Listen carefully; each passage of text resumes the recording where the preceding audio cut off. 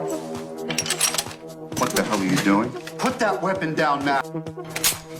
पण जसं या पठ्ठ्याने ट्रिगर दाबला, गोळी सुटलीच नाही. आणि हा आपल्या ऑफिसर समोर एवढा रुबाबात यासाठी होता कारण त्याला हे सिद्ध करायचं होतं की त्याला फसवण्यात आलंय. स्पेशल फोर्सचा सैनिक असल्यामुळे तो आपल्या मशीन गनची सर्व्हिसिंग केल्यावर नेहमी फायरिंग पिन एका लहानशा वेगळ्या पिनने बदलायचा. या दोघातला फरक मायक्रोमीटर शिवाय ओळखणं अशक्य आहे. आणि फक्त एवढासा डिटेल पुरेसा होता हे दाखवायला की प्रेसिडेंटचा खुनी हा नाहीये. इतकंच नाही, त्याने ऑफिसरला सांगितलं की त्याच्या इन्व्हेस्टिगेशनचे सगळे धागेदोरे जवळच उभ्या असलेल्या जनरल ब्लॅककडे इशारा करत होते. पण स्वतःवर लागलेल्या आरोपांनंतरही जनरल ब्लॅक अजिबात डगमगला नाही, कारण त्याला खात्री होती की त्याने मागे कोणताही पुरावा सोडलेला नाही. तेव्हाच गोष्टीत एक ट्विस्ट येतो. ऑफिसर निक्क काही फोटो घेऊन समोर येतो ज्यात जनरल ब्लॅकने आफ्रिकेत निष्पाप लोकांचा केलेल्या हत्याकांडाचे पक्के पुरावे होते.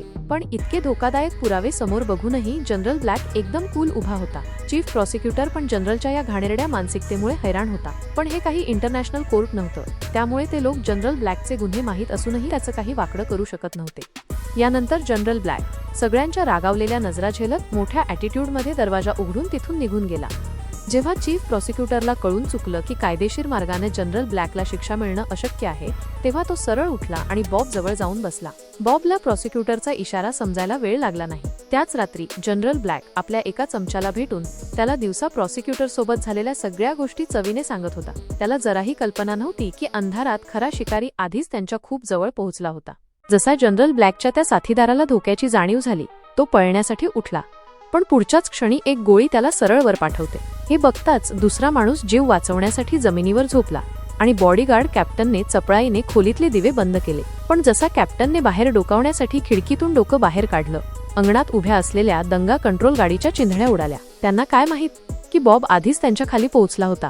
जसं कॅप्टनला काहीतरी गडबड जाणवली, एक गोळी त्याच्या गुडघ्याच्या आरपार झाली. शुद्धीवर येताच बाकी बॉडीगार्ड्सनी जमिनीवर अंधाधुंद गोळीबार सुरू केला. पण बॉबने प्रत्येक गोळीला अगदी सहज चकवलं. जेव्हा बॉडीगार्ड्स बॉबला सगळीकडे शोधत होते, बॉब गुपचूप दरवाजाबाहेर पोहोचला होता. बॉबला एका खऱ्या किलरसारखं आत येताना बघून जखमी कॅप्टन लगेच गयावया करू लागला. पण मृत्यूला समोर बघूनही तो सेनेटर अजूनही आपली अमेरिकन सेनेटवाली ओळख दाखवून बॉबला घाबरवण्याचा शेवटचा प्रयत्न करत होता. पण त्याला काय माहित की त्याचं नाव बॉबच्या हिटलिस्टमध्ये आधीच आलं होतं आणि हे सगळं जे घडत होतं ते त्याच्याच कर्माचं फळ होतं. आता गोष्ट जाते फ्लॅशबॅकमध्ये. बॉब खरं तर एक रिटायर्ड स्पेशल फोर्स स्नायपर होता. आपला बॉस जनरल ब्लॅकच्या सांगण्यावरून तो प्रेसिडेंटच्या स्पीचसाठी सिक्युरिटी सेटअपमध्ये मदत करत होता.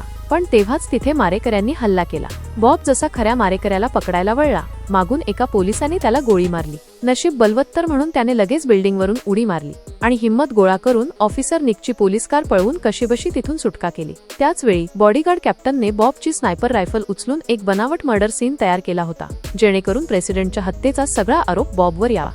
बऱ्याच अडचणींनंतर बॉब आपल्या शहीद मित्राची पत्नी सारापर्यंत पोहोचला. साराच्या मदतीने बॉबने गोळी काढली आणि त्याचा जीव वाचला. दुसरीकडे ऑफिसर निकेला क्राईम सीनवर काहीतरी गडबड जाणवली. पण जसा तो अधिक खोल तपास करणार होता, काही लोकांनी त्याला पकडलं आणि त्याला मारून तो सीन सुसाईड सारखा दाखवायचा प्लॅन बनवला. पण पुढच्याच क्षणी नशिबाने बॉब वेळेवर पोहोचला आणि मरता मरता वाचलेल्या निकचा जीव त्याने वाचवला. उपकार फेडण्यासाठी आणि हे शोधण्यासाठी की अखेर हे मोठे लोक काय लपवत आहेत, निकने बॉबसोबत मिळून सत्य शोधायचा निर्णय घेतला. यानंतर एका म्हाताऱ्या माणसाच्या इशाऱ्यावर दोघे एका रिटायर्ड रशियन स्पेशल फोर्स सैनिकाला भेटले, ज्याला आतली सगळी कहाणी माहीत होती. त्याच्याकडूनच त्यांना जनरल ब्लॅकच्या आफ्रिकेतल्या हत्याकांडाचे पुरावे मिळाले. पण तोपर्यंत जनरल ब्लॅकच्या माणसांनी साराला किडनॅप केलं होतं. साराला वाचवण्यासाठी निक बॉबचा वेश बदलून ठरलेल्या बर्फाळ डोंगरावर पोहोचला.